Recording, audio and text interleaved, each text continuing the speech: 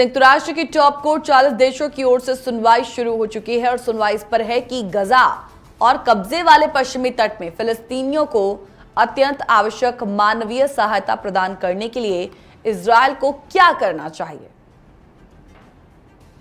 यह इसीलिए हो रही है सुनवाई क्योंकि पिछले साल संयुक्त राष्ट्र महासभा ने अंतर्राष्ट्रीय न्यायालय से इजरायल के कानूनी दायित्वों पर विचार करने के लिए कहा था, क्योंकि देश ने गजा को सहायता प्रदान करने वाली मुख्य प्रदाता फिलिस्तीनी शरणार्थियों के लिए संयुक्त राष्ट्र एजेंसी को प्रभावी रूप से काम करने से प्रतिबंधित कर दिया था। इजरायल के सबसे करीबी सहयोगी संयुक्त राज्य अमेरिका ने प्रस्ताव के खिलाफ मतदान किया है और एक महीने से ज्यादा पहले इजरायल ने फिर से गाजा और उसके 2 मिलियन से ज्यादा लोगों की उन लोगों को दी जाने वाली जो सहायता है उसे रोक दिया था। इजरायल ने कहा कि उसे सहायता रोकने का अधिकार है क्योंकि उसका कहना है कि हमास इसे अपने इस्तेमाल के लिए जब्त कर लेता है। अब सवाल है कि अंतर्राष्ट्रीय न्यायालय क्या है। देखिए, सेकेंड वर्ल्ड वॉर के बाद से स्थापित अंतर्राष्ट्रीय न्यायालय यानी कि आईसीजे संयुक्त राष्ट्र का एक अंग है और ये देशों के बीच विवादों का निपटारा करता है।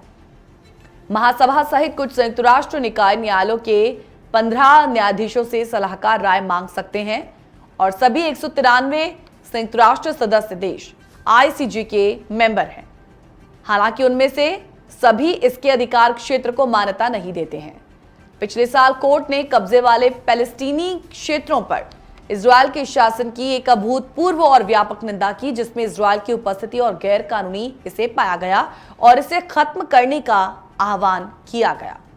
अब फिलिस्तीनी अनुरोध के बाद यूएन ने राय मांगी कि आईसीजे राय मांगी थी और इसके बाद आईसीजे ने कहा था कि इजरायल को क्षेत्रों में इंटेग्रिटी का, संप्रभुता का कोई अधिकार नहीं है। वो बलपूर्वक क्षेत्र पर कब्जा करने के विरुद्ध अंतर्राष्ट्रीय कानूनों का वायलेशन कर रहा है और फिलिस्तीनियों के आत्मनिर्णय के अधिकार में बाधा डाल रहा है।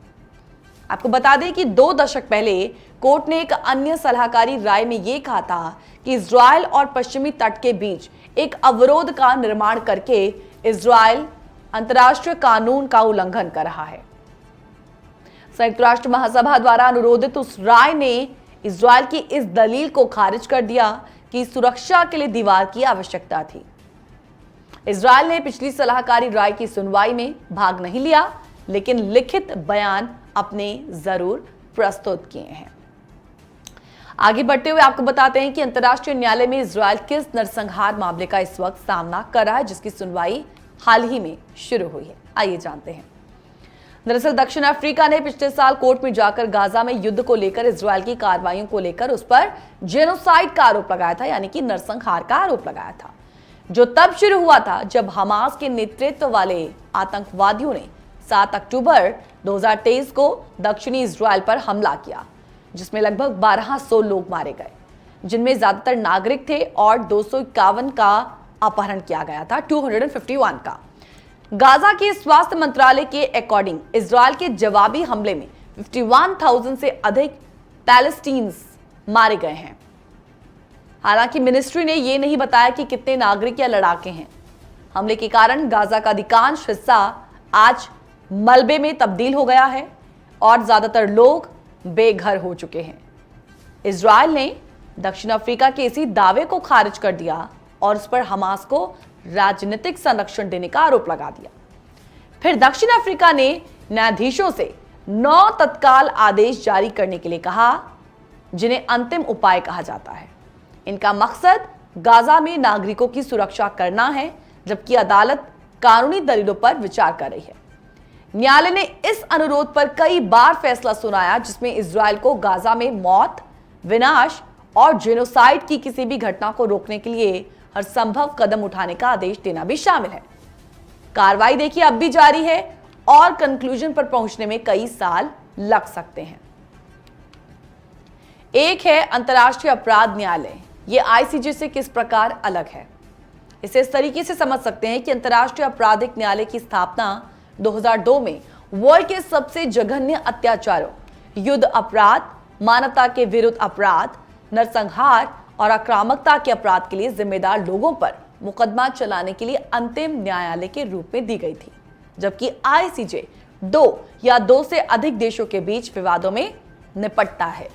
से निपटता है और आईसीसी व्यक्तियों को आपराधिक रूप से कटघरे में लाता है। और न्यायाधीशों के पैनल ने अभी इजरायल के पीएम बेंजामिन नेतन्याहू, पूर्व रक्षा मंत्री योआव गैलेंट और हमास के सैन्य प्रमुख मोहम्मद डेफ के खिलाफ के लिए गिरफ्तारी वारंट जारी किए और उन पर गाजा में युद्ध के संबंध में मानवता के खिलाफ अपराध का आरोप लगाया है। इस वारंट में यह कहा गया है कि ये मानने के कारण हैं कि नेतन्याहू और गैलेंट ने मानवीय सहायता को प्रतिबंधित करके हमास के खिलाफ इजरायल के अभियान में जानबूझकर नागरिकों को निशाना बनाकर युद्ध की एक विधि के रूप में भुखमरी का इस्तेमाल किया है।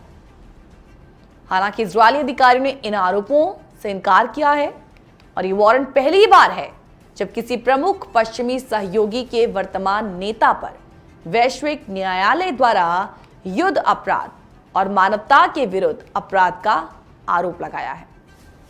इस वारंट के कारण अमेरिका सहित इजरायल के समर्थकों की ओर से भारी विरोध हुआ है। इजरायल और उसका शीर्ष सहयोगी संयुक्त राज्य अमेरिका न्यायालय के सदस्य नहीं हैं, हालांकि फिलिस्तीन है और न्यायाधीशों ने 2021 में फैसला सुनाया कि न्यायालय के पास फिलिस्तीनी क्षेत्र में किए गए अपराधों पर अधिकार क्षेत्र है। फिलहाल तो अब आईसीजे में इसको लेकर सुनवाई शुरू हो चुकी है और देखना यह होगा कि मामला आगे किस दिशा में आगे बढ़ेगा।